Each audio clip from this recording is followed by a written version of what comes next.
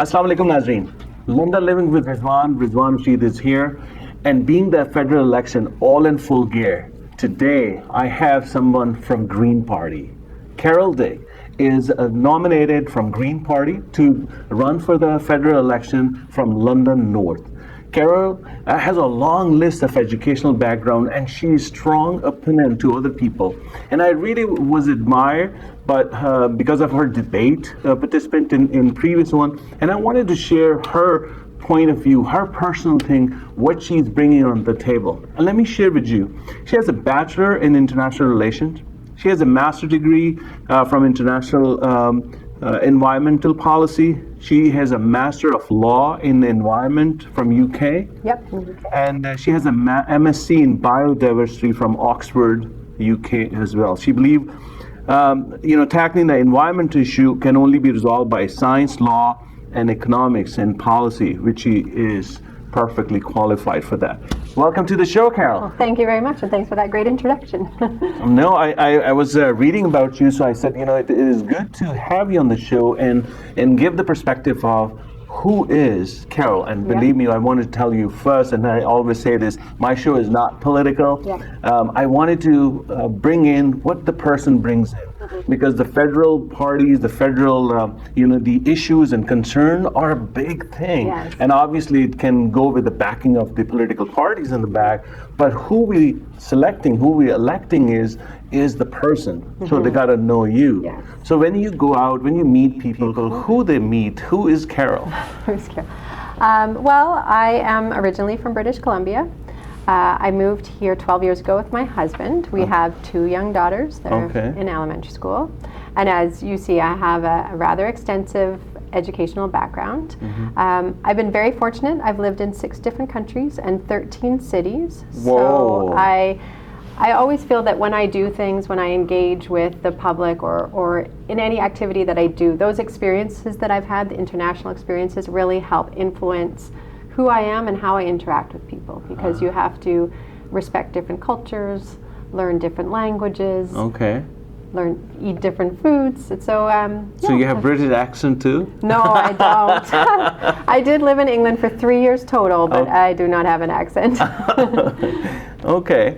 So you moved here 12 years ago and you love it. Yes, yeah. It's a really great city, I think, for raising children. So I'm originally from Vancouver, which is a beautiful city. Yeah. But I actually like the medium size that London is. I feel like, you really get a sense of community, you really get to know people. It's a big city, but I also feel like you always meet somebody who knows somebody else that you know. And I really like that. that part of the community feeling is definitely there too. Yes.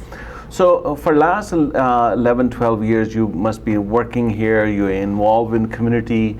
So for the betterment of our people, what would you say that your accomplishment would be for the people of London for last bit of your political bid? Right. Well, I would say that my involvement in the community in the early years that I was here, it was much more involved in the school community. So I had 2 very young children. I moved here with a 1-year-old and then had another daughter almost immediately after. So I was very involved in being on the parent council for the schools and things like that. First thing, yeah. Yes. I even was the president of the preschool for a while and did a lot of fundraising and things like that. After I did my Master's of Science at Oxford, I came back and I changed the way I was doing volunteer work, and I became much more active. So at that point, I became a member of the Environmental and Ecological Planning Advisory Committee, which helps the city with some of the planning projects and some of the strategic plans that go forward. And for a while, I was also on the Trees and Forests Advisory Committee, and I worked on some projects to do with urban forestry and adapting to climate change. You strictly, environment is your key. It is. I think that correlates with the Green Party. It's very good. Right? There's a reason why I'm in the Green Party. And we moved to Berlin for a year. My husband got a fellowship from Germany, so we went there. When we came back, I joined the board of directors for 2 local nonprofits. So there's the London Environmental Network, which serves as sort of a hub for all the different environmental organizations in London. And I'm a board member for the Thames Talbot Land Trust. And I've done some volunteer work for Reforest London as well, and a few little contract jobs for them too. So definitely an environmental focus. Yeah, I can tell. It's always been my passion. So. Okay. Yeah. So in one of those committees, in one of your volunteership, what is one thing that you can say, this is my hallmark, this is my spotlight, I have done something in policy, something that have benefited London City? I think definitely working on the urban forestry policy, incorporating climate change, that was a big one. But I'm also involved at the moment in a wetlands project. There's been a group of us working on that to preserve some of the wetlands in London. There's a lot of construction, as you know. We do need more housing here. Yeah. But there's some pressures on some of our environmental areas. And southwestern Ontario has lost almost 100% of its wetlands. And unfortunately, when we lose wetlands, they actually provide a lot of environmental services for us, particularly with climate change and storms. And so it's our belief that we should try to preserve those areas as best as possible and incorporate that into the city. Now, we're strictly an advisory committee to the city, so whether or not the city implements those policies, yes. But I do know that the City of London is making a huge effort to really enact some great policies. They've got a great invasive species policy and things like that. So, yeah, I would say currently, because I'm in the process of doing the wetlands one, that's a big one, and I'm hoping that it'll get some change in the city. Okay, fantastic. So I know Carol actually was in federal election in 2015 as well from the Green Party, and you were in the provincial from the Ontario Green Party as well. So it must be your passion to be in politics and to make some bigger impact, and definitely probably from the environment perspective. So what is the passion behind it going to Ottawa? The passion behind it is, I should take a step back in how I got here in the first place. I got here because when I was in Oxford, again, I do believe that it takes sometimes leaving your country to look at it with a different lens. True. And so when I was in Oxford, I was meeting the different scientists and people working in that area, and they were not happy with Canada, and they weren't happy with our Canadian government because they weren't allowing the scientists to share their findings or to participate in conferences. There's the muzzling of the scientists. So this frustrated me to the point that I decided, well, you know what, I've always supported the Green Party, now I'm going to become a member. And I hadn't become a member until that point because I had moved so much. I guess I felt disconnected from the process at that point. And then the 2015 election came, and I was still very unhappy with a number of our environmental policies and the way we were engaging at the international level. When I started all of this, my bachelor's is in international relations. I very much enjoy things that are international and the way Canada interacts with other nations, and I fully believe that we need to be a leader on the world stage, that we need to be good peacekeeper. And I didn't see that was happening with our government, so I put my name forward, and here I am. And now I'm here today because I did feel like many that I was happy that we were seeing a change in government, because I really wasn't happy with the way things had been run those last few years of the Conservative government. And so I had hope that the new government would really take some steps forward. And they have done some good steps. However, I think like many, I was disillusioned by the fact that they didn't fulfill the promise for electoral reform. And I also... That's the biggest one everybody's talking about. That's a big one. And I would talk about that for forever. But also, I don't feel that we're living up to our commitments for the Paris Climate Agreement. I don't think that buying a pipeline was helping reach some of our targets. So I think that it's important to have the Green Party voice there to, fulfill the democracy, or really share some other ideas, and maybe look at addressing some of our problems at the root cause. So that's why I'm here. So I do enjoy politics. Well, I can certainly tell you have deeper information on that. So the only part is troubling to me, or I may not be able to understand properly, when you talk about the pipeline and going through there. Definitely it's an environment thing. But don't you think there's economic reason behind it? It will benefit country on the other side? Yes and no. I believe that there are other opportunities, and I think that when people are looking at the economic opportunities of oil and gas industries, they're not actually also taking into account some of the negative externalities that come from that. So if we're thinking about some of the pollution that happens, water, air pollution, the contribution to greenhouse gases, but also they're maybe not looking at the large amount of subsidies that are directed in that area, which skews the economy. It skews business and gives preferential treatment, obviously, to certain industries and makes it more difficult for others. Our plan isn't going to be just shutting off the oil and gas immediately. That's just not feasible, practical. No. No,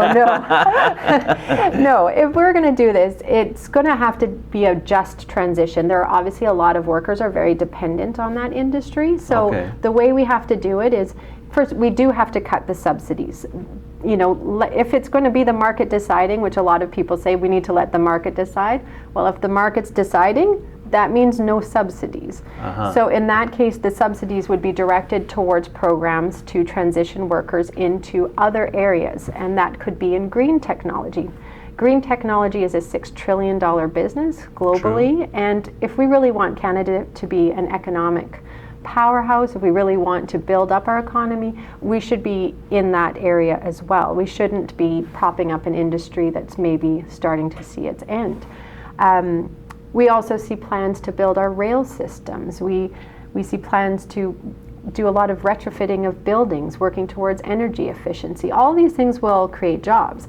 And as I've said to people before, if you were to invest $1 million into the oil and gas industry, you get 2 jobs from that. But if you invest it into building retrofits and things like that, you get 14 jobs. And you'll get 15 jobs if you're going into the green technology.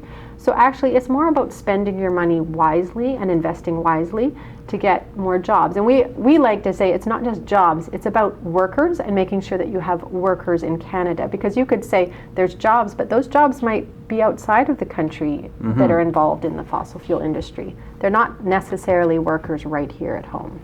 Okay, perfect.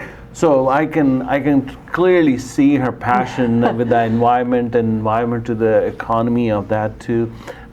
Carol Dyck, Green Party nominee from London North. We are talking about her personal, how she got into this, in the passion of being political bid. We're going to take a short commercial break when we'll be right back, and we'll discuss a little bit further on her planning to do what's in Ottawa for her and what the Green Party is bringing in for the people of Canada. Stay tuned.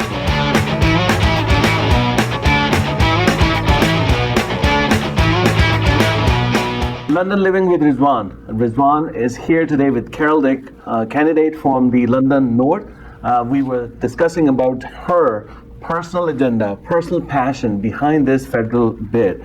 And I wanted to ask a lot more question about the environment, and I know she has a lot of information about the environment, but let's bring into focus to Carol. Carol, you joined the Green Party, as you mentioning that when you were on foreign, you were outside of Canada, and you saw from a different perspective Canadian, and that the current, the government at that time, you felt there's a need to change. There's a need for another party to come into and get that realization of that environment.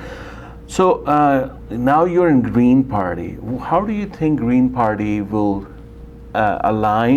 become aligned to your personal ideology about environment, about economy, and how do you see that is going forward for a Green Party coming into power? Into power. I think the first thing we have to think about is the way the government might be formed after the 21st of October. And I think what we'll end up having is a minority government. I don't know which way that minority government will be, but what's important is to have some Green voices there, some NDP and some other parties. And with a minority government, you can really get a lot of policies moved forward because the politicians have to work together, they have to collaborate, they have to get along and put these national strategies together. And that's why it's really important to be a member of the Green Party. I very much am a member of the Green Party because they don't whip votes. I believe as an MP, your first and foremost priority is to represent your constituents. They are the ones that voted for you, they're the ones that put you into power, and you are there to work for them as their employee. You represent them. And so for me, it is very important that I'm allowed to voice my concerns, to feel that I have the freedom to vote for or against something if I don't believe that's in the best interests of London. If my constituents come to me and say, here's some problems we're having, and making sure that their voices are heard. And within a minority government, we have more ability to move on that because we're going to have to cooperate together. And I think that the Greens are a really stabilizing voice. We're willing to put all partisanship aside. We don't believe that partisanship should hijack politics. We believe that everybody should be working together to create national strategies for issues that are affecting all Canadians and not allow ourselves to be swayed just by the parties that we represent.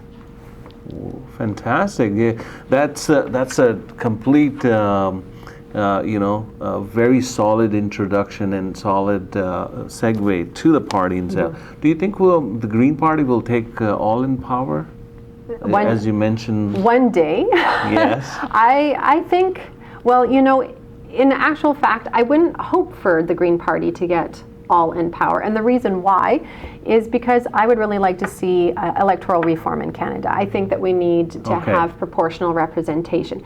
Now, that might mean at some point that we're all in power, but I don't want ever for the Green Party to get in power with 38% of the vote, just like others. I know that other parties have had that, and it does still create a lot of disillusionment. I believe that we need to have a much more representative government. It needs to represent the different areas and regions of Canada better. It needs to represent the people better, across genders, across races, religion. So. But it also depends on the people to come and vote, right? If the people don't vote, so the percentage never goes up. Exactly. I feel like if people feel disillusioned, they won't vote. If they feel that their vote doesn't count, they won't vote, and then you won't get that wide array of representation. And you might not necessarily get that dialogue and conversation between the different parties and the creation of strategies that can go 20, 30 years down the road. And we see a lot more of that happen in countries like New Zealand or Germany, where they do have lots of parties represented. Now, we might not agree with all those different parties, but you're working together and you have to cooperate and hopefully treat each other respectfully. Okay. So, Carol, let's say, I have the power. I have that, the magic wand. You got elected as a member of parliament for London North, and you're going to Ottawa. What is the first thing that you wanted to do in Ottawa, representing your riding, London overall, people of Canada? Well, that's a number of things. What I would want to do for representing Canada is quite different than, say, looking at some of our local issues in London. I think the first thing that I would like to do is work towards supporting the municipalities. I know that London is straining right now with a lot of their ability to provide the services that they need to do for the homeless, with mental illness, with addictions. And it's because they have to service quite a large area, and it puts a lot of strain on the government to make sure that nobody falls through the cracks. And I believe that the federal government needs to step in, have a more dialogue with the municipalities. One of the things that we actually would like to have is a Council of Canadian Governments, which is the Prime Minister, the premiers of the different provinces, some First Nations leaders and mayors from different cities. And then you could start to look at some of the problems and how we could solve them. And the one for London that I think is very pertinent is creating a national opioid strategy to deal with the crisis. And a national poverty strategy to deal with the growing poverty. We've just seen that the childhood poverty rates here in London are extremely high. And so this is something that I would like to get involved in and really voice these concerns on the federal level, because I don't think that necessarily the whole country realizes the situation that we have in our streets in London right now, and we need a strong voice for that in Ottawa. Okay, so I'm talking about opioid as well as the poverty. Poverty, homelessness, mental illness. Like those four things all go together very tightly. Tight for London. For right? London, yeah, and it's really a big issue in London. And one thing, what I really, what I was actually attracted to what you mentioned, that you not only the prime minister but you premiers and the mayors Yeah. of all the Yeah. major cities bringing in together and kind of create a collaboration and Yes. make everybody understand. Okay, Yeah. this is not a political issue. This is a people issue. Exactly. This is, I'm yeah. not trying to win votes, I'm not trying to do something for writing, Right. but this is a Yeah. requirement of the city. Yeah. And definitely with the poverty, with the homelessness, we just keep seeing in homelessness, according to the city, and there's a 3 years wait time Yes. to get in some of the Yeah. housing for some people. So There's that's 5,000 people on the waiting list. over Yeah. 5,000 people Yeah. are in the waiting list. That's huge. It's huge, and it's something that needs to be addressed without being hijacked by politics. And the problem is when the federal governments and the provincial governments aren't talking to each other, and they're changing quickly, as we see with this, pendulum swing between the parties. It leaves the municipalities scrambling sometimes, unsure what the policies going forward are, especially if there's suddenly going to be cuts. And cities need to plan ahead. If they're going to build infrastructure, they can't be looking in 4-year increments of elections. They need to be looking 10 years ahead. They need to be looking 20 years ahead. So that's why we need to have this Council of Canadian Governments, so that everyone is working together. There's all the voices. We're including Indigenous voices as well, to make sure that we're all going the same direction and not just making it a partisanship issue. Okay, awesome. So that's what we heard so far. So if I say, and I wanted to, if you don't get selected, elected, what would you do? What would be your reaction? What would be your next step? What would the future would be? The first thing you always do is you congratulate the winner on a great election.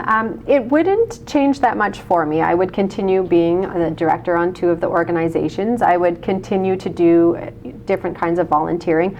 I do a lot of more academic volunteering, and every so often I feel the need to get my hands dirty, so I will do things like planting trees or doing cleanups and things like that. One of the benefits of being a candidate in an election is that you meet so many different groups and so many different people.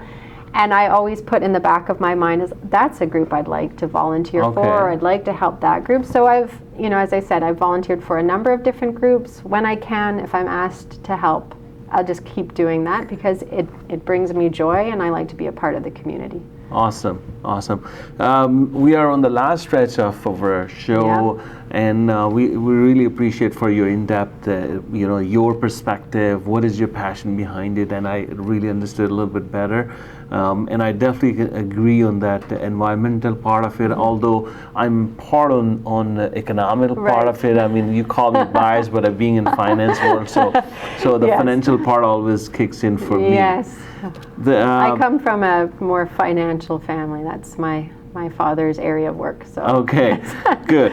So we are on the end of it. What would you like to give a message to our audience, the people who are listening to you, who will be watching you, and from the election perspective? What's something you wanted to tell? For me, I feel it's absolutely crucial that everybody vote. Now, I'm not going to say that you should necessarily vote for me. I would love that, but what's really important is that you look at all of the candidates, you look at the parties, you look at the platforms. If you have questions, reach out to your candidates. Ask them questions. They are going to be representing you for the next 4 years. Make sure that you really support the direction that they're going, and then cast that vote knowing that you have voted for somebody that you support and feel that they are really going to do a good job for you. And that's pretty much it. Awesome. Carol, thanks again, for coming on the show and giving your point of view. Folks, it is very important to vote. As she also mentioned, if the representation is only 38 to 40% of them, and then people have that deep desire to really make meaningful impact, they really have that deep concern about the city, the community, the country overall. They have their own concern, they have their own point of view about foreign relation, about causes out there, how Canada would impact worldwide, how they can go about doing stuff on international level. It's your time to go ahead and look for the candidate who would truly represent you, because your vote matters. Your vote has power, and you have to instill that power into your best candidate. Do you think they're going to take your point of view, your concern to Ottawa, and from Ottawa, that will make the country better and in a best place? So thank you very much again for watching us. Thank you, Carol. Thank you. It's been a pleasure. London Living with Rizwan Rashid, and we were off to the. Bye for now.